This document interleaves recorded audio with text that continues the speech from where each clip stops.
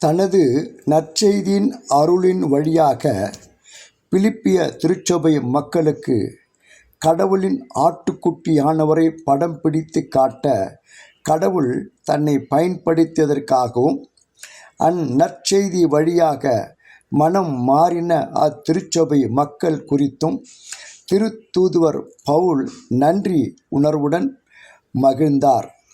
அதாவது, என் பிள்ளைகள் உண்மைக்கேற்ப வாழ்ந்து வருகிறார்கள் என கேள்விப்பட்டதை விட மேலான மகிழ்ச்சி எனக்கில்லை என்று திருமுக ஆசிரியர் யோவான் மகிழ்ச்சி கொண்டதை போல் மகிழ்ந்தார். தொடர்ந்து அவர்கள் ஆண்டவரோடு உள்ள உறவில் நிலைத்திருக்கும் கேட்டுக்கொண்டார். 3 யோவான் 4ஆம் வசனம், பிலிப்பியர் 4ஆம் அதிகாரம் 1ஆம் வசனம்.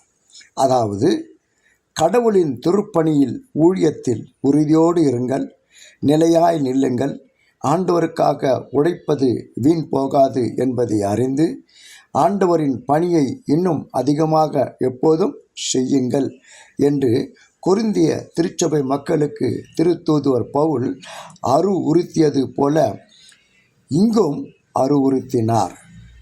1 கொரிந்தியர் 15ஆம் அதிகாரம் 58வது வசனம். ஏனெனில் நாம் கடவுளின் கைவேலைப்பாடு என்று எபேசு திருச்சபை மக்களுக்கு நினைவூட்டுகிறார். எபேசியர் 2ஆம் அதிகாரம் 1ஆம் வசனம். அதாவது, கடவுளால் மீட்கப்பட்ட கிறிஸ்தவர்களாக இருக்கின்ற நமக்கும் இது உணர்த்தப்படுகிறது. யோதியா மற்றும் சிந்திக்கா என்பவர்கள் தொடக்க கால திருச்சபையான பிலிப்பிய திருச்சபையில் முன்னிலை வகித்தவர்கள், லீடிங் ஃபிங்கர்ஸ். இவர்கள் இருவரும் பெண்கள் என்று சொல்லப்படுகிறது. கிரேக்கத்தில் மதிப்புக்குரிய பெண் ஒருவர் வீதியில் தனிமையில் தென்படக்கூடாது, ஆண்களோடு எப்போதும் சேர்ந்திருக்க கூடாதவர்கள், பொது வாழ்வில் எவ்வித பங்களிப்பும் பெற்றிராதவர்கள். ஆனால் மக்கதோனியாவில் உள்ள இந்த பிலிப்பு உள்ளூர் திருச்சபையில் பெண்கள் உரிமை பெற்றிருந்தார்கள்.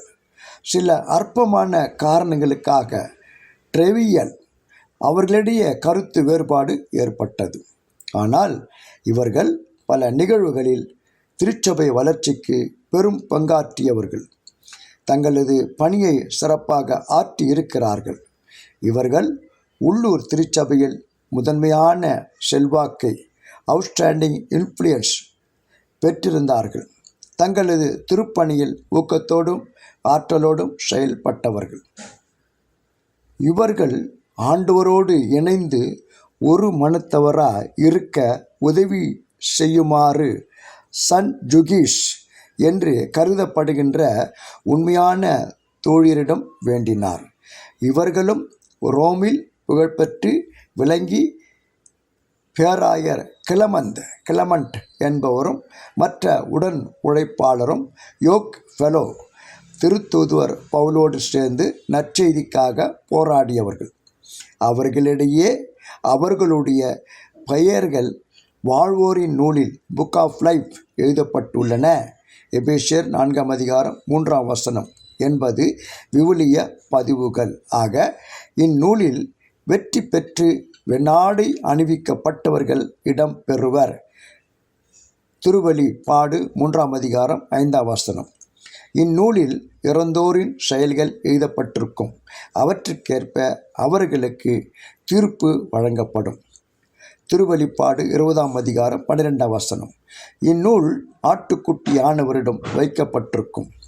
திருவெளிப்பாடு 21ஆம் அதிகாரம் 27ஆம் வசனம். இந்நூலில் இரத்தத்தால் கழுவப்பட்டவர்களின் பதிவுகள் இருக்கும். இது நிலை வாழ்வை, எட்டர்னல் லைஃப் குறிக்கும்.